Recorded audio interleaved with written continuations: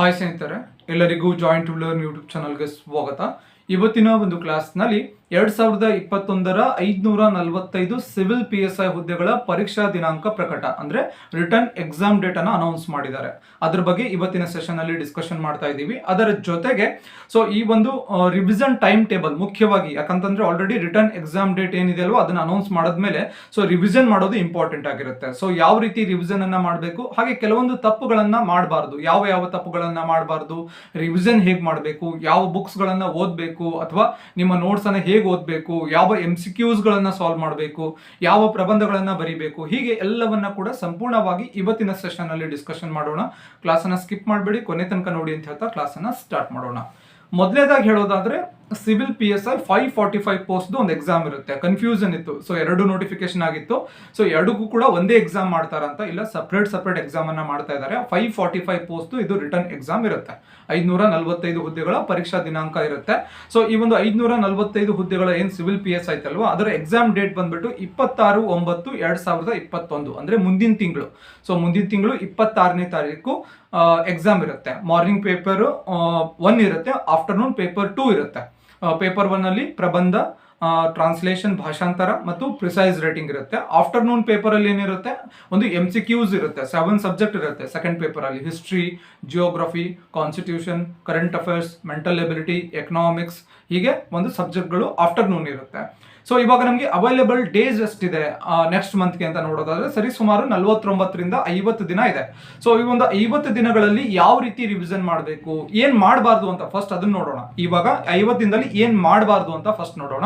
First ಬಂದ್ಬಿಟ್ಟು 500 ಪೇಜಸ್ಗಿಂತ 500 ಪೇಜಸ್ಗಿಂತ ಹೆಚ್ಚಿಗಿರುವಂತಹ ಪುಸ್ತಕ, ಆ ಒಂದು ಪುಸ್ತಕದಲ್ಲಿ 500 ಪೇಜಸ್ಗಿಂತ ಹೆಚ್ಚಿಗೆ ಇದೆ, ಅದನ್ನ ಫಸ್ಟ್ ಟೈಮ್ ಓದಬಾರ್ದು. ಅಂದ್ರೆ ಇವಾಗ ಫಸ್ಟ್ ಟೈಮ್ ಓದ್ತೀನಿ ಅಂದ್ರೆ ಓದಕ್ ಹೋಗ್ಬೇಡಿ ಯಾವುದೋ ಸಿಂಗಲ್ ಸಬ್ಜೆಕ್ಟ್ ಅಲ್ಲಿ. ಉದಾಹರಣೆಗೆ ಇತಿಹಾಸ ಬುಕ್ ಅನ್ನ ತಗೊಂಡ್ರೆ ಇತಿಹಾಸದಲ್ಲಿ ಯಾವ್ದಾದ್ರು ಒಂದು ಕೇವಲ ಇತಿಹಾಸ ಮಾತ್ರ 500 ಪೇಜಸ್ಗಿಂತ ಹೆಚ್ಚಿದೆ ಅಂತಂದ್ರೆ ಓದಕ್ ಹೋಗ್ಬೇಡಿ. ರೀಸನ್ ಏನು ಅಂತಂದ್ರೆ ಇತಿಹಾಸ ನೋಡಿ, ಏನ್ಷಿಯಂಟು, ಮಿಡಿವಲ್, ಮಾಡರ್ನ್ 3 ಸಬ್ಜೆಕ್ಟ್ ಅನ್ನ 3 ಪಾರ್ಟ್ ಗಳನ್ನ ಕವರ್ ಮಾಡಿದಾಗ 10 ಕ್ವಶನ್ ಬರ್ಬೋದು, 8 ಕ್ವಶನ್ ಬರ್ಬೋದು ಅಥವಾ 12 ಕ್ವಶನ್ ಬರ್ಬೋದು. ಬಂದ್ರು ಕೂಡ 10 ಕೂಡ ಅದೇ ಬುಕ್ ಇಂದ ಬರುತ್ತೋ ಅಥವಾ ಅದೇ ಕಾನ್ಸೆಪ್ಟ್ ಗಳಿಂದ ಬರುತ್ತೋ, ಡೈರೆಕ್ಟ್ ಆಗಿ ಬರುತ್ತೋ, ಇಂಡೈರೆಕ್ಟ್ ಆಗಿ ಬರುತ್ತೋ ಅಂತ ಗೊತ್ತಾಗಲ್ಲ. ಸೊ ಅದು ಒಂದು ಸಮಸ್ಯೆ. ಅದ್ರ ಬದಲು ಈಗ ಎಸ್ಸೆಗೆ ಎಕ್ಸಾಂಪಲ್ ಕೊಡ್ತೀನಿ ನಾನು. ಎಸ್ಸೆ ಕಡೆ ಜಾಸ್ತಿ ಫೋಕಸ್ ಮಾಡಿ. ಅಷ್ಟು ಟೈಮ್ ಅನ್ನ ಈಗ ಏನ್ಷಿಯಂಟು, ಮಿಡಿವಲ್, ಮಾಡರ್ನ್ಗೆ ಮೇಲೆ ಹಾಕುವಂತ ಟೈಮ್ ಇನ್ವೆಸ್ಟ್ಮೆಂಟ್ ಏನ್ ಮಾಡ್ತಿರಲ್ವಾ ಅದರಲ್ಲಿ 50% ಎಸ್ಸೆ ಮೇಲೆ ಮಾಡಿ. ಯಾಕಂದ್ರೆ ಎಸ್ಸೆ ಅಲ್ಲಿ ಒಂದು 5ರಿಂದ 10 ಟಾಪಿಕ್ ಗಳನ್ನ ಚೆನ್ನಾಗಿ ಓದ್ಕೊಂಡ್ಬಿಟ್ರೆ ಏನಾಗ್ಬಿಡುತ್ತೆ, ನಿಮಗೆ ಒಂದು ಟಾಪಿಕ್ ಕ್ಲಿಕ್ ಆದ್ರೂ ಕೂಡ ನಿಮಗೆ ಹೆಲ್ಪ್ ಆಗುತ್ತೆ. ಉದಾಹರಣೆಗೆ ಕೊರೋನಾ ಮತ್ತು ಭಾರತದ ಆರ್ಥಿಕತೆ ತುಂಬಾ ನ್ಯೂಸ್ ಅಲ್ಲಿ ಇರುತ್ತೆ. ಕೊರೋನಾ ಅಂದ್ರೆ ತುಂಬಾ ನ್ಯೂಸ್ ಅಲ್ಲಿ ಇದೆ. ಸೊ ಕೊರೋನಾ ಮೇಲೆ ಏನೇ ಎಸ್ಸೆಗಳು ಕೂಡ ಬರುವಂತ ಸಾಧ್ಯತೆ ಇರುತ್ತೆ. ಕೊರೋನಾ ಮತ್ತು ಭಾರತದ ಆರ್ಥಿಕತೆ ಅಂತ ಬರಬಹುದು, ಕೊರೋನಾ ಮತ್ತು ಜಾಗತಿಕ ಆರ್ಥಿಕತೆ ಅಂತ ಕೂಡ ಬರಬಹುದು, ಕೊರೋನಾ ಮತ್ತು ಆಕ್ಸಿಜನ್ ಕ್ರೈಸಿಸ್ ಇನ್ ಇಂಡಿಯಾ, ಭಾರತದಲ್ಲಿ ಕೊರೋನಾ ಮತ್ತು ಆಕ್ಸಿಜನ್ ಕೊರತೆ ಅಂತ ಬರಬಹುದು. ಹೀಗೆ ಕೊರೋನಾ ಮೇಲೆ ಏನಾದ್ರೂ ಎಸ್ಸೆಗಳು ಬರುವಂತ ಸಾಧ್ಯತೆ ಇರುತ್ತೆ. ಒಂದು 3-4 ಎಸ್ಸೆಗಳನ್ನ ಚೆನ್ನಾಗಿ ಪ್ರಾಕ್ಟೀಸ್ ಮಾಡಿದ್ರು ಕೂಡ, ಸೊ ಹಿಸ್ಟ್ರಿಯಲ್ಲಿ ಇನ್ವೆಸ್ಟ್ಮೆಂಟ್ ಮಾಡುವಂತ ಟೈಮ್ ಅನ್ನ ಸ್ವಲ್ಪ ಎಸ್ಸೆ ಮೇಲೂ ಕೂಡ ಮಾಡಿದ್ರೆ ನಿಮಗೆ ಹೆಚ್ಚಿಗೆ ಸ್ಕೋರ್ ಆಗುವಂತ ಸಾಧ್ಯತೆ ಇರುತ್ತೆ. ಆಮೇಲೆ ಇನ್ನೊಂದೇನು ಅಂತಂದ್ರೆ ಥರ್ಡ್ ಪಾಯಿಂಟ್ ಏನಂದ್ರೆ ರಿವಿಷನ್ ಮಾಡುವಂತಹ ಮೆಥಡ್ಗಳು. ಬುಕ್ಗಳಿಂದ ರಿವಿಷನ್ ಹೇಗೆ ಮಾಡಬೇಕು ಅಂದ್ರೆ ಅಂಡರ್ಲೈನ್ ಮಾಡಿರುವಂತಹ ಫ್ಯಾಕ್ಟ್ ಗಳನ್ನ ಮಾತ್ರ ಓದಬೇಕಾಗುತ್ತೆ. ಸೊ ಪಾಯಿಂಟ್ ಬೈ ಪಾಯಿಂಟ್ ಓದ್ತೀನಿ ಅಂದ್ರೆ ಇವಾಗ ಟೈಮ್ ಸಾಕಾಗಲ್ಲ. ಉದಾಹರಣೆಗೆ ಇವಾಗ ಒಂದು ಬುಕ್ ತಗೊಂಡು ಕೂತ್ಕೋತೀವಿ. ಸೊ ಒಂದು 500 ಪೇಜಸ್ ಫೋಲ್ ಬುಕ್ ಇದೆ ಅಂದ್ರೆ ಕಂಪ್ಲೀಟ್ ಮಾಡಕ್ಕೆ 15ರಿಂದ 20 ದಿನ ಟೈಮ್ ಹೋಗುತ್ತೆ. ಸೊ ಬರೀ ಬುಕ್ ಅನ್ನ ಓದಕ್ಕೆ 15ರಿಂದ 20 ದಿನ ಟೈಮ್ ಹೋದ್ರೆ ರಿವಿಷನ್ ಬೇರೆದು ಯಾವಾಗ ರಿವಿಷನ್ ಮಾಡ್ತೀರಾ, ಮೆಂಟಲ್ ಎಬಿಲಿಟಿ ಯಾವಾಗ ಮಾಡ್ತೀರಾ, ಕರೆಂಟ್ ಅಫೇರ್ಸ್ ಯಾವಾಗ ಮಾಡ್ತೀರಾ, ಕ್ವಶನ್ ಪೇಪರ್ ಸಾಲ್ವ್ ಯಾವಾಗ ಮಾಡ್ತೀರಾ, ಎಸ್ಸೆಗಳನ್ನ ಹೇಗೆ ಬರೀತೀರಾ. ಯಾಕಂದ್ರೆ ಎಕ್ಸಾಮ್ ಅಲ್ಲಿ ಕಂಟೆಂಟ್ ನಮ್ಮ ಹತ್ರ ಇರುತ್ತೆ, ಬಟ್ ಬರೆಯಕ್ಕೆ ಕೈ ಓಡ್ಬೇಕಲ್ವಾ. ಸೊ ಅದೇನೋ ಅಂತಾರಲ್ಲ, ಟ್ಯಾಂಕ್ ಅಲ್ಲಿ ನೀರಿದ್ರೆ ನಲ್ಲಿಯಲ್ಲಿ ನೀರು ಬರುತ್ತಂತೆ. ಅಲ್ಲಿ ಇರುತ್ತೆ, ಬಟ್ ಇಲ್ಲಿ ಬರಬೇಕು ಅಂತಂದ್ರೆ ಬರೆದು ಪ್ರಾಕ್ಟೀಸ್ ಮಾಡಿರ್ಬೇಕಾಗುತ್ತೆ ಬಿಫೋರ್ ಎಕ್ಸಾಮು. ಸೊ ಕಂಪಲ್ಸರಿಯಾಗಿ ಎಸ್ಸೆಗಳನ್ನ 10 ಎಸ್ಸೆಗಳನ್ನ 3 ಸಲ ಬರೀರಿ. 3 ಸಲ ಬರೆದು ಪ್ರಾಕ್ಟೀಸ್ ಮಾಡೋದನ್ನ ಕಲೀರಿ. ಒಂದು ಸೊ ಇವೆಲ್ಲ ಏನೋ ಹರ್ಡಲ್ಸ್ಗಳು, ಅಥವಾ ಇವಾಗ ಏನೋ ನಾ ಹೇಳ್ತಾ ಇದ್ನಲ್ಲ 500 ಪೇಜಸ್ ಪ್ಲಸ್ ಬುಕ್ಸ್ ಗಳನ್ನ ಓದಕ್ ಹೋಗ್ಬೇಡಿ. ಇವಾಗ ಓದಕ್ ಹೋಗ್ಬೇಡಿ, ಆಲ್ರೆಡಿ ಓದಿದ್ದೀನಿ, ಅಲ್ಲೇ ಅಂಡರ್ಲೈನ್ ಮಾಡಿದೀನಿ ಅಂದ್ರೆ ರಿವಿಷನ್ ಮಾಡಿ ಒಂದು. ಆಮೇಲೆ ಇವಾಗ ಬೇಸಿಕ್ ಬುಕ್ಸ್ ಗಳನ್ನ ಓದ್ಬೇಡಿ. ಬೇಸಿಕ್ ಬುಕ್ಸ್ ಅಂದ್ರೆ DSCERT, NCERT ಬುಕ್ಸ್ ಗಳನ್ನ ಓದ್ಬೇಡಿ ಇವಾಗ. ಸೊ ಇವಾಗ ಯಾವುದೇ ರೀತಿಯಾದಂತಹ DSCERT, NCERT ಬುಕ್ಸ್ ಗಳನ್ನ ಓದ್ಬೇಡಿ, ಹೊಸದಾಗಿ ಓದ್ಬೇಡಿ. ಆಲ್ರೆಡಿ ಅಂಡರ್ಲೈನ್ ಮಾಡಿದ್ರೆ ರಿವಿಷನ್ ಮಾಡಿ. ನಿಮ್ದು ಏನಾದ್ರೂ ಹ್ಯಾಂಡ್ ಮೇಡ್ ನೋಟ್ಸ್ ಇತ್ತು ಅಂದ್ರೆ ರಿವಿಷನ್ ಮಾಡಬಹುದು. ಸೊ ಇವಾಗ ಪೇಪರ್ 1 ಬಗ್ಗೆ ಮಾತನಾಡೋಣ. ಪೇಪರ್ 1 ಅಲ್ಲಿ ಏನೇನ್ ಮಾಡಬೇಕು, ಪೇಪರ್ 1 ಅಲ್ಲಿ ಏನ್ ಮಾಡ್ಬೇಕು, ಇಷ್ಟೊತ್ತವರೆಗೂ ಏನ್ ಮಾಡಬಾರ್ದು ಅಂತ ಹೇಳಿದ್ವಿ. ಪೇಪರ್ 1 ಅಲ್ಲಿ ಏನೇನ್ ಮಾಡೋಣ ಅಂತ. ಪೇಪರ್ 1 ಅಲ್ಲಿ ಫಸ್ಟ್ ಎಸ್ಸೆಗೆ ಪ್ರತಿದಿನ ನೀವು ಎಸ್ಸೆ 10 ಟಾಪಿಕ್ಗಳನ್ನು 3 ಸಲ ಬರೆದು ಪ್ರಾಕ್ಟೀಸ್ ಮಾಡಿ. ಯಾವುದು 10 ಟಾಪಿಕ್ಗಳು ಅಂತಂದ್ರೆ ಕೊರೋನಾ ಮತ್ತು ಭಾರತದ ಆರ್ಥಿಕತೆ, ಕೊರೋನಾ ಮತ್ತು ಆಕ್ಸಿಜನ್ ಕ್ರೈಸಿಸ್ ಇನ್ ಇಂಡಿಯಾ, ಭಾರತದಲ್ಲಿ ಕೊರೋನಾ ಮತ್ತು ಆಕ್ಸಿಜನ್ ಕೊರತೆ, ಕೊರೋನಾ ಮತ್ತು ಜಾಗತಿಕ ಆರ್ಥಿಕತೆ, ಆಮೇಲೆ ಕೊರೋನಾ ಮತ್ತು ಅಗ್ರಿಕಲ್ಚರ್ ಅಂತ ಇರಬಹುದು, ಅಥವಾ Pegasus and cyber security in India, ಭಾರತದಲ್ಲಿ ಪೆಗಾಸಸ್ ಮತ್ತು ಸೈಬರ್ ಭದ್ರತೆ. ಯಾಕಂದ್ರೆ ಪೆಗಾಸಸ್ ರೀಸೆಂಟ್ ಆಗಿ ನ್ಯೂಸ್ ಅಲ್ಲಿ ಇತ್ತಲ್ವಾ, ಸ್ಪೈವೇರ್ ನ್ಯೂಸ್ ಅಲ್ಲಿ ಇತ್ತು. ಸೊ ಅದ್ರ ಮೇಲೂ ಕೂಡ ಪ್ರಶ್ನೆ ಬರ್ಬೋದು, ಸೈಬರ್ ಭದ್ರತೆ ಮೇಲೂ ಬರ್ಬೋದು, ಅಥವಾ ಇವನ್ ನೀವು ಒಂದು ದೇಶ ಒಂದು ಚುನಾವಣೆ, ಒಂದು ದೇಶ ಒಂದು ಪಡಿತರ ಚೀಟಿ, ಈ ಎಲ್ಲ ಪ್ರಬಂಧಗಳು ಕೂಡ ನೀವು ಪ್ರಾಕ್ಟೀಸ್ ಮಾಡಬೇಕಾಗುತ್ತೆ. ಈ ಎಲ್ಲ ಪ್ರಬಂಧಗಳನ್ನ ಆಲ್ರೆಡಿ ನಮ್ಮ ಚಾನಲ್ ಅಲ್ಲಿ ಜಾಯಿನ್ ಟು ಲರ್ನ್ ಯೂಟ್ಯೂಬ್ ನಲ್ಲಿ ಆಲ್ರೆಡಿ ನಾವು ಅಪ್ಲೋಡ್ ಮಾಡಿದ್ವಿ. ಸುಮಾರು 16 ಪ್ರಬಂಧಗಳನ್ನ ಡಿಸ್ಕಸ್ ಮಾಡಿದೀವಿ. ಅದರಲ್ಲಿ ಟ್ರೆಡಿಷನಲ್ ಟಾಪಿಕ್ ಕೂಡ ಇದೆ. ಟ್ರೆಡಿಷನಲ್ ಟಾಪಿಕ್ ಅಂದ್ರೆ ಎಕ್ಸಾಂಪಲ್ ಗ್ಲೋಬಲ್ ವಾರ್ಮಿಂಗ್ ಅಲ್ವಾ. ಸೊ ಅದ್ರ ಜೊತೆಗೆ ಇವನ್ ವುಮೆನ್ ಎಂಪವರ್ಮೆಂಟ್, ಮಹಿಳಾ ಸಬಲೀಕರಣ, ಅದನ್ನು ಕೂಡ ಡಿಸ್ಕಸ್ ಮಾಡಿದೀವಿ. ಅವೆಲ್ಲವೂ ಕೂಡ ಜಾಯಿನ್ ಟು ಲರ್ನ್ ಯೂಟ್ಯೂಬ್ ನಲ್ಲಿ ಅಪ್ಲೋಡ್ ಇದೆ. ಆಲ್ರೆಡಿ ಸಪರೇಟ್ ಪ್ಲೇ ಲಿಸ್ಟ್ ಕೂಡ ಇದೆ. ಸೊ ಬೇಕಾದ್ರೆ ನಿಮಗೆ ಕೆಳಗಡೆ ಡಿಸ್ಕ್ರಿಪ್ಷನ್ ಅಲ್ಲಿ ಲಿಂಕ್ ಅನ್ನ ಕೊಟ್ಟಿರ್ತೀನಿ, ಎಸ್ಸೆಗಳ ಲಿಂಕ್ ಇರುತ್ತೆ. ಕೇವಲ ಎಸ್ಸೆಗಳನ್ನ ನೋಡೋದಲ್ಲ, ಬರೆದು ಪ್ರಾಕ್ಟೀಸ್ ಮಾಡಿ. ಎಸ್ಸೆಗಳನ್ನ ಹೇಗೆ ಬರಿಬೇಕು ಅಂತಂದ್ರೆ ಪೀಠಿಕೆ, ಅದರ ಜೊತೆಗೆ ವಿಷಯ ವಿಸ್ತರಣೆ, ಉಪಸಂಹಾರ. ಪೀಠಿಕೆ ಅಂದ್ರೆ ಏನು? ಕೆಲವೊಬ್ರು ಹೇಳ್ತಾರೆ ಸಾಹಿತ್ಯಿಕವಾಗಿ ಬರಿಬೇಕು ಅಂತ. ಸಾಹಿತ್ಯಿಕವಾಗಿಯೂ ಬರಿಬಹುದು, ಒಂದು ಕೊಟೇಶನ್ ಮುಖಾಂತರ ಬರಿಬಹುದು. ಇನ್ನೊಂದೇನು ಅಂತಂದ್ರೆ ಯಾವುದೇ ಒಂದು ವಿಷಯಕ್ಕೆ ಒಂದು ಮುನ್ನುಡಿ ಇದ್ದಂತೆ. ಮುನ್ನುಡಿ ಅಂತಂದ್ರೆ ಇವಾಗ ನಿಮ್ದೇ ಆದಂತಹ ಒಂದು ಬರವಣಿಗೆ ಶೈಲಿಯಲ್ಲಿ ಕೂಡ ನೀವು ಬರೀಬಹುದು. ಯಾವ್ದಾದ್ರು ನಿಮ್ಮ ಒಂದು ಕಂಪ್ಯಾರಿಸನ್ ಮಾಡಿ ಕೂಡ ಬರೀಬಹುದು.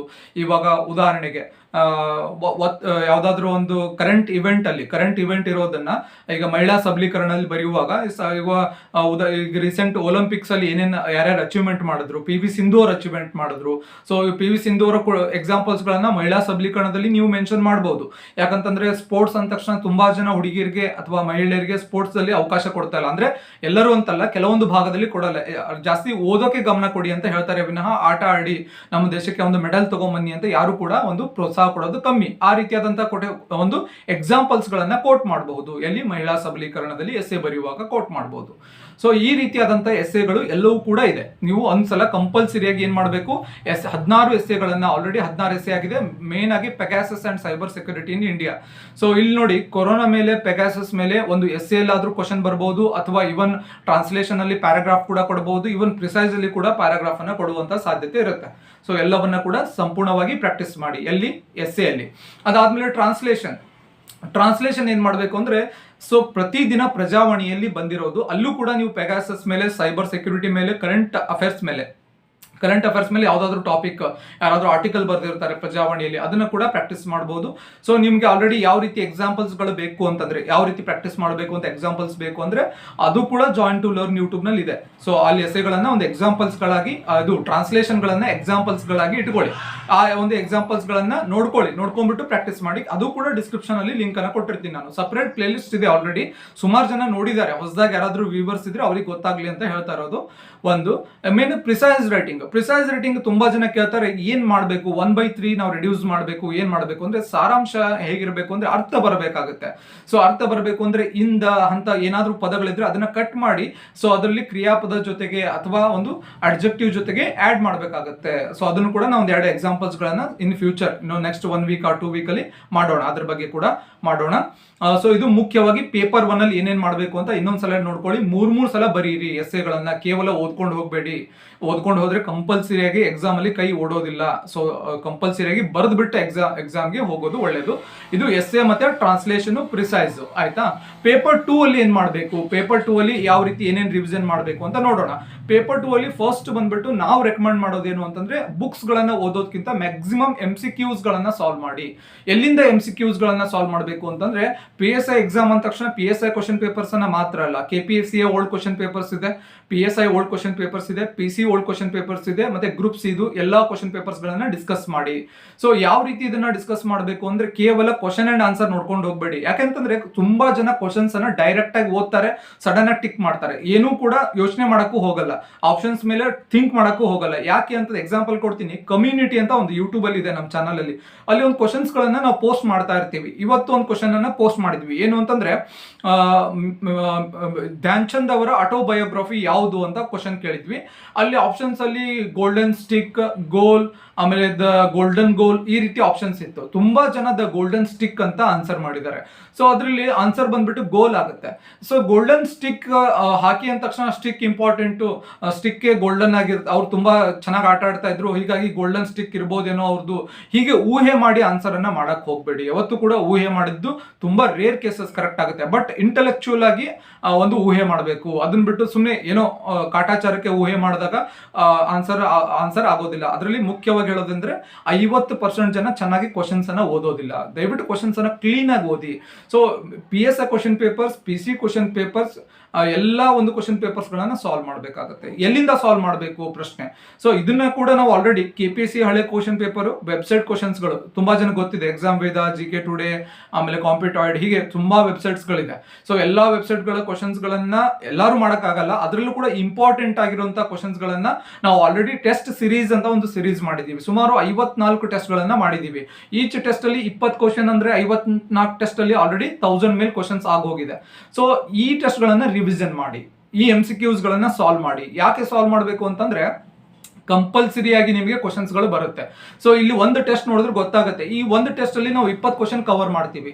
20 ಕ್ವಶನ್ ಅಂತಂದ್ರೆ ಈಚ್ ಟೆಸ್ಟ್ ಅಲ್ಲಿ ಮೂರ್ history, 3 geography, 3 constitution, 3 current affairs, 3 mental ability, ಹಾಗೆ 3 ಎಕನಾಮಿಕ್ಸ್. ಸೊ ಒಂದು ಟೆಸ್ಟ್ ನೋಡಿದ ತಕ್ಷಣ ಎಲ್ಲವೂ ಕೂಡ ರಿವಿಷನ್ ಆಗುತ್ತೆ ನಿಮಗೆ. ಟೆಸ್ಟ್ ವಿಡಿಯೋಸ್ ಗಳನ್ನ ನೋಡಿದ ತಕ್ಷಣ ವಿತ್ ಎಕ್ಸ್ಪ್ಲನೇಷನ್, ಸೊ ವಿವರಣೆ ಸಹಿತ ಇರೋದ್ರಿಂದ ಸುಮಾರು 1000ಕ್ಕಿಂತ ಹೆಚ್ಚು ಕ್ವಶನ್ಸ್ ಗಳು ಇರೋದ್ರಿಂದ ನಿಮಗೆ ಹೆಲ್ಪ್ ಆಗುತ್ತೆ. 1000ಕ್ಕಿಂತ ಹೆಚ್ಚು ಕ್ವಶನ್ಸ್ ಗಳಿದೆ.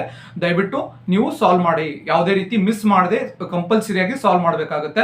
ಅದು ಕೂಡ ಪ್ಲೇ ಲಿಸ್ಟ್ ಅಲ್ಲಿ ಇದೆ. PSI and PC test series ಅಂತ ಒಂದು ಪ್ಲೇ ಲಿಸ್ಟ್ ಇದೆ. ಅದನ್ನು ಕೂಡ ಡಿಸ್ಕ್ರಿಪ್ಷನ್ ಅಲ್ಲಿ ಲಿಂಕ್ ಅನ್ನ ಕೊಟ್ಟಿರ್ತೀನಿ. ಅಲ್ಲೂ ಕೂಡ ವಿಸಿಟ್ ಮಾಡಿ ಆ ಟೆಸ್ಟ್ ಗಳನ್ನ ಸಾಲ್ವ್ ಮಾಡಿ. ಸೊ ಈ ಬುಕ್ ಗಳಿಂದ ಓದಿದಾಗ ಏನಾಗುತ್ತೆ, ಒಂದು ಕ್ವಶನ್ಗೆ ಒಂದು ಆನ್ಸರ್ ಅನ್ನ ನೋಡ್ಕೋತೀರಾ ಅಷ್ಟೇ. ಅದ್ರ ಸುತ್ತಮುತ್ತ ಒಂದು ಇನ್ಫಾರ್ಮೇಶನ್ ಅನ್ನ ನೀವು ನೋಡ್ಕೊಳ್ಳೋದಿಲ್ಲ. ಸೊ ಆ ಕಾರಣಕ್ಕಾಗಿ ವೆಬ್ಸೈಟ್ ಕ್ವಶನ್ಸ್ ಗಳನ್ನ, ಟೆಸ್ಟ್ ಕ್ವಶನ್ಸ್ ಗಳನ್ನ, ಆಮೇಲೆ ಹಳೆ ಕ್ವಶನ್ ಪೇಪರ್ ಕ್ವಶನ್ಸ್ ಗಳನ್ನ ವಿತ್ ಎಕ್ಸ್ಪ್ಲನೇಷನ್ ಮಾಡಿರೋದ್ರಿಂದ ಈ ಒಂದು ಟೆಸ್ಟ್ ವಿಡಿಯೋಸ್ ಗಳನ್ನ ನೋಡಿ. ಒಂದು ಸೆಕೆಂಡ್ ಬಂದ್ಬಿಟ್ಟು ನಿಮ್ಮ ನೋಟ್ಸ್, ನೀವು ಏನಾದ್ರೂ ಹ್ಯಾಂಡ್ ಮೇಡ್ ನೋಟ್ಸ್ ಮಾಡಿದ್ರೆ ಆ ಒಂದು ನೋಟ್ಸ್ ಅನ್ನ ರಿವಿಷನ್ ಮಾಡಿ. ಇಲ್ಲ ಅಂತಂದ್ರೆ ಒಂದು ಜಾಯಿಂಟ್ ಟು ಲರ್ನ್ ನೋಟ್ಸ್ ಇದೆ, ಅದು ಕೂಡ ಆಲ್ರೆಡಿ ಎಲ್ಲರಿಗೂ ಕೂಡ ಅವೈಲೇಬಲ್ ಇದೆ. ಸೊ ಆದಷ್ಟು ಜನ ತಗೊಂಡಿದ್ದಾರೆ. ಇನ್ನು ಯಾರಾದ್ರೂ ತಗೊಂಡಿಲ್ಲ ಅಂದ್ರೆ ಕಾಲ್ ಮಾಡ್ಬೋದು, ತಗೋಬಹುದು, ಪೇಡ್ ಇರುತ್ತೆ. ಹಾಗೆ ಇಲ್ಲ ಅಂತಂದ್ರೆ ಯಾರಾದ್ರೂ ಬುಕ್ಸ್ ಅನ್ನ ನಾವು ಓದಿದೀವಿ, ಅಂಡರ್ಲೈನ್ ಮಾಡಿದೀವಿ, ನೋಡ್ಕೊಂಡಿದೀವಿ ಅಂದ್ರೆ ಅದನ್ನ ರಿವಿಷನ್ ಮಾಡಿ. ನೀವು ಮಾಡಿರೋ ಅಂಡರ್ಲೈನ್ ನೋಟ್ಸ್ ಅಥವಾ ನಿಮ್ಮ ಓನ್ ಹ್ಯಾಂಡ್ ಮೇಡ್ ನೋಟ್ಸ್ ಅಥವಾ ಜಾಯಿಂಟ್ ಟು ಲರ್ನ್ ನೋಟ್ಸ್, ಇಷ್ಟರಲ್ಲಿ ರಿವಿಷನ್ ಮಾಡಿ. ಮೇನ್ ಆಗಿ ಕ್ವಶನ್ಸ್ ಅನ್ನ ಸಾಲ್ವ್ ಮಾಡಿ. ನಾನು ಇನ್ನೂ ಕೂಡ ಹೇಳ್ತಾ ಇದ್ದೀನಿ, ನೀವು ಬುಕ್ ಅನ್ನ ಓದೋದು ಕಮ್ಮಿ ಮಾಡಿ, ಮ್ಯಾಕ್ಸಿಮಮ್ MCQs ಗಳನ್ನ ಸಾಲ್ವ್ ಮಾಡಿ, ಅನಲೈಟಿಕಲ್ ಆಗಿ ಸಾಲ್ವ್ ಮಾಡಿ. ಅದು ಕೂಡ ಡಿಸ್ಕ್ರಿಪ್ಷನ್ ಅಲ್ಲಿ ನಾನು ಲಿಂಕ್ ಅನ್ನ ಕೊಟ್ಟಿರ್ತೀನಿ. ಆ ಎಲ್ಲ ಟೆಸ್ಟ್ ಗಳನ್ನ ಸರಿಯಾಗಿ ಸಾಲ್ವ್ ಮಾಡಿ. 3 ಸಲ ನೋಡ್ಕೊಂಡು ಹೋಗಿ ವಿಡಿಯೋಸ್ ಗಳನ್ನ. ಒಂದು ಆಮೇಲೆ ಇನ್ನೊಂದೇನು ಅಂತಂದ್ರೆ, ಇವಾಗ ಡೈಲಿ ಟೈಮ್ ಟೇಬಲ್ ಹೇಗಿರಬೇಕು ಅಂತ. ನಿಮ್ಮ ಡೈಲಿ ಟೈಮ್ ಟೇಬಲ್ ಹೇಗಿರಬೇಕು? ಮಾರ್ನಿಂಗ್ ಆಲ್ಮೋಸ್ಟ್ ಎಲ್ಲರೂ ಹೇಳ್ತೀರಾ, ಮಲ್ಕೊಂಡಿರ್ತಾರ, ಫ್ರೆಶ್ ಅಪ್ ಆಗ್ತೀರಾ. 9 ಗಂಟೆಯಿಂದ 12 ಗಂಟೆವರೆಗೂ, 9ರಿಂದ 10, 11, 12, 3 ಗಂಟೆ ಡೈಲಿ 1 essay ಬರೀಬೇಕು. ಒಂದು ಟ್ರಾನ್ಸ್ಲೇಷನ್ ಮಾಡಬೇಕು ಕನ್ನಡ ಟು ಇಂಗ್ಲಿಷ್, ಇನ್ನೊಂದು English to Kannada. Third paper ಇದು ಪ್ರಿಸೈಸ್ ಕೂಡ 3 ಅವರ್ 3 ಕಾನ್ಸೆಪ್ಟ್ ಅನ್ನ ಮಾಡ್ಬೇಕು, ಡೈಲಿ ಮಾಡಬೇಕು. ಇವಾಗ ಕೂಡ ನೀವು ಮಾಡ್ಲಿಲ್ಲ ಅಂತಂದ್ರೆ ಆಲ್ರೆಡಿ ತುಂಬಾ ಸೀರಿಯಸ್ ಆಗಿರೋ ಆಸ್ಪಿರೆಂಟ್ಸ್ ಮಾಡ್ತಾ ಇರ್ತಾರೆ. ಯಾಕಂದ್ರೆ ಅವರಿಗೆ ಪೇಪರ್ 1 ವ್ಯಾಲ್ಯೂ ಕೂಡ ಗೊತ್ತಿದೆ. ಸುಮಾರು 40 ಮಾರ್ಕ್ಸ್ ತನಕ ಸ್ಕೋರ್ ಮಾಡ್ತಾ ಇದ್ದಾರೆ, 41, 42, 43 ವರೆಗೂ. ಸೊ ಆ ಕಾರಣಕ್ಕಾಗಿ ಪೇಪರ್ 1 ಮಾರ್ನಿಂಗ್ 9 ಗಂಟೆಯಿಂದ 12 ಗಂಟೆ ಏನು ಪ್ರಬಂಧ. ಎಲ್ಲಿಂದ ಪ್ರಬಂಧ? ಒಂದು ಜಾಯಿಂಟ್ ಟು ಲರ್ನ್ ಯೂಟ್ಯೂಬ್ ಇಂದ ನೋಡಿ ಪ್ರಬಂಧ. ಕೊರೋನಾ ಮತ್ತು ಭಾರತದ ಆರ್ಥಿಕತೆ 3 ಪೇಜ್ 4 ಪೇಜ್ ಬರೀರಿ. ಆಮೇಲೆ ಅದ್ರ ಬಗ್ಗೆನೇ ನಿಮ್ಮ ಫ್ರೆಂಡ್ಸ್ ಜೊತೆ ಡಿಸ್ಕಸ್ ಮಾಡಿ, ಅವ್ರ ಜೊತೆ ವ್ಯಾಲ್ಯೂಯೇಷನ್ ಮಾಡ್ಕೊಳ್ಳಿ, ಶೇರ್ ಮಾಡ್ಕೊಳ್ಳಿ, ವ್ಯಾಲ್ಯೂಯೇಷನ್ ಮಾಡಿ. ಆಮೇಲೆ ಸೆಕೆಂಡ್ ಬಂದ್ಬಿಟ್ಟು ನಿಮ್ಮ ಟ್ರಾನ್ಸ್ಲೇಷನ್ ಮಾಡಿ. ಅದು ಕೂಡ ಜಾಯಿಂಟ್ ಟು ಲರ್ನ್ ಯೂಟ್ಯೂಬ್ ನಲ್ಲಿ ಎಕ್ಸಾಂಪಲ್ಸ್ ಇದೆ, ಅದು ಕೂಡ ನೋಡ್ಕೊಳ್ಳಿ. ಥರ್ಡ್ ಒನ್ ಬಂದ್ಬಿಟ್ಟು ಪ್ರಿಸೈಸ್ ರೇಟಿಂಗ್ ಮಾಡಿ. ಇದು 9ರಿಂದ 12. ಮಧ್ಯಾಹ್ನ 1 ಅವರ್ ನೀವು ರೆಸ್ಟ್ ತಗೊಳ್ಳಿ. 12 ಗಂಟೆಯಿಂದ 1 ಗಂಟೆ ಒಂದು ಆಫ್ಟರ್ನೂನ್ ಲಂಚ್ ಬ್ರೇಕ್ ತಗೊಂಡು 2 ಗಂಟೆಯಿಂದ 5 ಗಂಟೆವರೆಗೂ 3 ಅವರ್ ಏನ್ ಮಾಡಬೇಕು, ಜಾಯಿಂಟ್ ಟು ಲರ್ನ್ ನಲ್ಲಿರೋ ಟೆಸ್ಟ್ ವಿಡಿಯೋಸ್ ಗಳೇನಿದೆ ಎಲ್ಲ ವಿಡಿಯೋಸ್ ಗಳನ್ನ ಡೈಲಿ ನೋಡ್ಕೊಳ್ಳಕ್ಕೆ ಸ್ಟಾರ್ಟ್ ಮಾಡಬೇಕು. 54 ವಿಡಿಯೋಸ್ ಆಲ್ರೆಡಿ ಇದೆ. ಸುಮಾರು ಎಕ್ಸಾಮ್ ಬರೋಷ್ಟರಲ್ಲಿ 60 ವಿಡಿಯೋ ಆಗ್ಬಹುದು. ಸೊ 60 ವಿಡಿಯೋಗಳನ್ನ 2 ಸಲ ನೀವು ನೋಡ್ಕೊಂಡು ಹೋಗ್ಬೇಕು. 2ರಿಂದ 3 ಸಲ ನೀವು ನೋಡ್ಲೇಬೇಕು ಕಂಪಲ್ಸರಿ. ಬಿಕಾಸ್ ವೆಬ್ಸೈಟ್ ಕ್ವಶನ್ಸ್ ಇದೆ, KPSC ಹಳೆ ಕ್ವಶನ್ ಪೇಪರ್ಸ್ ಇದೆ, PSI ಕ್ವಶನ್ ಪೇಪರ್ಸ್ ಇದೆ, PC ಕ್ವಶನ್ ಪೇಪರ್ಸ್ ಇದೆ. ವಿತ್ ಆಲ್ ಸಬ್ಜೆಕ್ಟ್ ಕವರ್ ಆಗುತ್ತೆ. History, geography, constitution, current affairs, mental ability, economics ಎಲ್ಲವೂ ಕೂಡ ಕವರ್ ಆಗುತ್ತೆ. ದಯವಿಟ್ಟು 2 ಸಲ ನೋಡ್ಕೊಂಡು ಎಕ್ಸಾಮ್ಗೆ ಹೋಗಿ. ಇದು ಮಧ್ಯಾಹ್ನ ಮಾಡಿ. ಆಮೇಲೆ ಅದಾದ್ಮೇಲೆ 5ರಿಂದ 6 ಗಂಟೆವರೆಗೂ ಒಂದು ಸ್ವಲ್ಪ ಬ್ರೇಕ್ ತಗೊಳ್ಳಿ. 6 ಗಂಟೆಯಿಂದ 8 ಗಂಟೆವರೆಗೂ ನಿಮ್ಮ ಓನ್ ನೋಟ್ಸ್ ನೋಡ್ಕೊಳ್ಳಿ. Own notes, hand made notes ಏನಿದೆ ಆ ನೋಟ್ಸ್ ಅನ್ನ ಓದ್ಕೋಬಹುದು. 2 ಅವರ್ ನೀವು ಅದನ್ನ ನೋಡ್ಕೋಬಹುದು. ಯಾವ ರೀತಿ ನೋಡ್ಕೋಬೇಕು ಅಂದ್ರೆ ಎವ್ರಿ ಅವರ್ 45 ಮಿನಿಟ್ಸ್ ಓದಿ, 15 ನಿಮಿಷ ರಿವಿಷನ್ ಮಾಡಿ, ಮೈಂಡ್ ಅಲ್ಲಿ ರಿವಿಷನ್ ಮಾಡಿ. ಆಮೇಲೆ 1 ಅವರ್ 8ರಿಂದ 9 ಗಂಟೆ, ರಾತ್ರಿ 8ರಿಂದ 9 ಗಂಟೆ, 6ರಿಂದ 8 ಗಂಟೆ ನೋಟ್ಸ್ ಓದ್ತೀರಾ. 8ರಿಂದ 9 ಗಂಟೆ ಏನ್ ಮಾಡಿ, ನೀವು ಟೆಸ್ಟ್ 1 ಅವರ್ ಬ್ರೇಕ್ ತಗೊಳ್ಳಿ. 9 ರಿಂದ 10 ಗಂಟೆವರೆಗೂ ಮೆಂಟಲ್ ಎಬಿಲಿಟಿ ವಿಡಿಯೋಸ್ ನೋಡಿ. ತುಂಬಾ ಜನ ಮೆಂಟಲ್ ಎಬಿಲಿಟಿನ ನೆಗ್ಲೆಕ್ಟ್ ಮಾಡ್ತಾರೆ. 9 ರಿಂದ 10 ಮೆಂಟಲ್ ಎಬಿಲಿಟಿ. ಯಾಕೆ ಮೆಂಟಲ್ ಎಬಿಲಿಟಿ ಅಂತಂದ್ರೆ 10 ಕಾನ್ಸೆಪ್ಟ್ ನೋಡ್ಕೊಂಡ್ರೆ, ಚೆನ್ನಾಗಿ ನೋಡ್ಕೊಂಡ್ರೆ ಕೂಡ ಸಾಲ್ವ್ ಮಾಡ್ಬೋದು. ಮೆಂಟಲ್ ಎಬಿಲಿಟಿ ಎಲ್ಲಿಂದ ನೋಡ್ಕೋಬೇಕು ಅಂತಂದ್ರೆ ಹಳೆ question papers mental ability questions ಅನ್ನೇ ಸಾಲ್ವ್ ಮಾಡಿ ಸಾಕಾಗುತ್ತೆ. ಕಾನ್ಸೆಪ್ಟ್ ಬೇಸಿಕ್ ಗೊತ್ತಿದ್ದು ಅಂದ್ರೆ ಗುಣಾಕಾರ, ಭಾಗಾಕಾರ, ಭಿನ್ನರಾಶಿ, ಲಸ, ಮೋಸ ಇವೆಲ್ಲ ಗೊತ್ತಿದ್ರೆ ಹಳೆ ಕ್ವಶನ್ ಪೇಪರ್ಸ್ ಇಂದಾನೆ ಸಾಲ್ವ್ ಮಾಡಿ ಗೊತ್ತಾಗುತ್ತೆ. ಅದು ಕೂಡ ಜಾಯಿನ್ ಟು ಲರ್ನ್ ಯೂಟ್ಯೂಬ್ ನಲ್ಲಿ ಮೆಂಟಲ್ ಎಬಿಲಿಟಿ ವಿಡಿಯೋಸ್ ಇದೆ. KPSC question papers, PSI, PC question papers ಎಲ್ಲವೂ ಕೂಡ mental ability questions video series ಇದೆ. ಅದನ್ನು ಕೂಡ ಡಿಸ್ಕ್ರಿಪ್ಷನ್ ಅಲ್ಲಿ ಕೊಟ್ಟಿರ್ತೀನಿ, ಅಲ್ಲೂ ಕೂಡ ನೋಡ್ಕೋಬಹುದು. ಇಲ್ಲ ನಾವು ಬೇರೆಯವ್ರದ್ದು ನೋಡ್ತೀವಿ ಅಂದ್ರೆ ಬೇರೆಯವ್ರದ್ದು ನೋಡ್ಕೋಬಹುದು, ಏನು ಅಬ್ಜೆಕ್ಷನ್ಸ್ ಇಲ್ಲ, ಬೇರೆಯವ್ರದ್ದು ನೋಡ್ಕೋಬಹುದು. ಸೊ ಯಾರ್ದು ಇವ್ರದೇ ಅಂತಲ್ಲ, ಮೇನ್ ಆಗಿ ಒಂದು ರೊಟೀನ್ ಕ್ಲೀನ್ ಆಗಿದ್ರೆ ಸಾಕಾಗುತ್ತೆ. ಆಮೇಲೆ 10 ಗಂಟೆಯಿಂದ 11 ಗಂಟೆ 10 ಗಂಟೆಯಿಂದ 11 ಗಂಟೆವರೆಗೆ ಏನ್ ಮಾಡಬೇಕು? 9 ರಿಂದ 10 ಮೆಂಟಲ್ ಎಬಿಲಿಟಿ, 10 ರಿಂದ 11 ಜಾನ್ವರಿ ಮಂತಿಂದ ಕರೆಂಟ್ ಅಫೇರ್ಸ್ ರಿವಿಷನ್ ಮಾಡಬೇಕು. ಕರೆಂಟ್ ಅಫೇರ್ಸ್ ಎಲ್ಲಿಂದ ರಿವಿಷನ್ ಮಾಡಬೇಕು ಅಂತಂದ್ರೆ GK ಟುಡೇ ಅಂತ ಒಂದು ಯೂಟ್ಯೂಬ್ ಚಾನಲ್ ಇದೆ. ಸೊ GK ಟುಡೇ ಎಲ್ರಿಗೂ ಗೊತ್ತಿರುತ್ತೆ. ಸೊ ತುಂಬಾ ಚೆನ್ನಾಗಿದೆ. GK ಟುಡೇ ಕ್ವಶನ್ಸ್ ಯಾಕೆ ಇಂಪಾರ್ಟೆಂಟ್ ಅಂದ್ರೆ ಅವರು PIB ಅಥವಾ ಗೌರ್ಮೆಂಟ್ ವೆಬ್ಸೈಟ್ಸ್, ಆಮೇಲೆ ಡಿಫ್ರೆಂಟ್ ಇಂಟರ್ನ್ಯಾಷನಲ್ ವೆಬ್ಸೈಟ್ಸ್ ಅಥವಾ magazines, news paper daily update ಮಾಡ್ತಾ ಇರ್ತಾರೆ. ಡೈಲಿ ಇಂಪಾರ್ಟೆಂಟ್ ಇವೆಂಟ್ಸ್ ಅನ್ನ ಡಿಸ್ಕಸ್ ಮಾಡ್ತಾ ಇರ್ತಾರೆ. ತುಂಬಾ ಚೆನ್ನಾಗಿದೆ, ಅಲ್ಲಿ ನೋಡ್ಕೋಬಹುದು. ಇನ್ನು ಕನ್ನಡದಲ್ಲಿ ಆದ್ರೆ ಸ್ಪರ್ಧಾ ವಿಜೇತ ನೋಡ್ಕೋಬಹುದು. ಅಥವಾ ಜುಲೈ ಮಂತ್ ಇಂದ ನಾವು ಕೂಡ ಕೊಡ್ತಾ ಇದೀವಿ. ಪ್ರಜಾವಾಣಿಯಿಂದ ನೋಟ್ಸ್ ಮಾಡಿದ್ರೆ ಪ್ರಜಾವಾಣಿಯಿಂದನೂ ಕೂಡ ರಿವಿಷನ್ ಮಾಡಬಹುದು. ನಾವು ಆಲ್ರೆಡಿ ಪ್ರಜಾವಾಣಿದು ಒಂದು ನೋಟ್ಸ್ ಮಾಡಿ ಕೊಟ್ಟಿದ್ದೀವಿ. ಜುಲೈ ಮಂತ್ ತುಂಬಾ ಜನ ತಗೊಂಡಿದ್ದಾರೆ. ಸೊ ಅದು ಕೂಡ ತಗೋಬಹುದು. ಇಲ್ಲ ಅಂತಂದ್ರೆ ವಿಜೇತ ಮಾಡಬಹುದು, ಅಥವಾ ಇಲ್ಲ ಬೇರೆ ಮ್ಯಾಗಝಿನ್ಸ್ ಮಾಡ್ತೀವಿ ಅಂದ್ರೆ ಬೇರೆ ಮ್ಯಾಗಝಿನ್ಸ್ ಮಾಡಬಹುದು. ಮೋಸ್ಟ್ ಪ್ರಾಬಲಿ ವಿಜೇತಲ್ಲೂ ಕೂಡ ಏನ್ ಮಾಡ್ತಾರೆ, ಆಲ್ಮೋಸ್ಟ್ ಪ್ರಜಾವಾಣಿಲಿರೋ ಕಾನ್ಸೆಪ್ಟ್ ಪ್ಲಸ್ ಬೇರೆ ಬೇರೆ ವೆಬ್ಸೈಟ್ಸ್ ಕ್ವಶನ್ಸ್ ಗಳನ್ನು ಕೂಡ ಡಿಸ್ಕಸ್ ಮಾಡ್ತಾರೆ. ತುಂಬಾ ಚೆನ್ನಾಗಿದೆ, ಅದು ಕೂಡ ರೆಫರ್ ಮಾಡಬಹುದು, ಏನು ಅಬ್ಜೆಕ್ಷನ್ ಇಲ್ಲ. ಅದ್ರ ಜೊತೆಗೆ ನಿಮ್ದು ಏನಾದ್ರೂ ನೋಟ್ಸ್ ಮಾಡಿದ್ರೆ, ಜನವರಿಯಿಂದ ನೋಟ್ಸ್ ಮಾಡಿದ್ರೆ ಅದು ಕೂಡ ನೀವು ಡಿಸ್ಕಸ್ ಮಾಡ್ಕೋಬಹುದು, ನಿಮ್ ಫ್ರೆಂಡ್ಸ್ ಜೊತೆ ಡಿಸ್ಕಸ್ ಮಾಡಿ.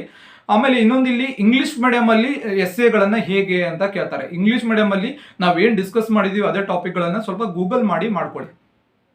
ಕೊರೋನಾ ಅಂಡ್ ಇಂಡಿಯನ್ ಎಕನಾಮಿ ಅಂತ ಗೂಗಲ್ ಮಾಡಿ ಸ್ವಲ್ಪ ಕಾನ್ಸೆಪ್ಟ್ ಅನ್ನ ಓದ್ಬಿಟ್ಟು ನಿಮ್ಮ ಓನ್ ವರ್ಡ್ಸ್ ಅಲ್ಲಿ ಬರೀರಿ. ಆಮೇಲೆ Pegasus and cyber security in India ಅಂತ ಗೂಗಲ್ ಮಾಡಿ ಸ್ವಲ್ಪ ಓನ್ ನೋಟ್ಸ್ ಅಲ್ಲಿ ಬರ್ಕೊಳ್ಳಿ ಆರಾಮಾಗಿ. ಈ ರೀತಿನೇ ಪ್ರಾಕ್ಟೀಸ್ ಮಾಡಬೇಕಾಗುತ್ತೆ. ಯಾಕಂತಂದ್ರೆ ಕನ್ನಡದಲ್ಲಿ ಅರ್ಥ ಆಗುತ್ತೆ ಈಸಿಯಾಗಿ. ಪೆಗಾಸಸ್ ಅಂಡ್ ಸೈಬರ್ ಸೆಕ್ಯೂರಿಟಿ ಅಂದ ತಕ್ಷಣ ಅರ್ಥ ಆಗುತ್ತೆ, ಅಲ್ಲೂ ಕೂಡ ನೀವು ನೋಡ್ಕೋಬಹುದು.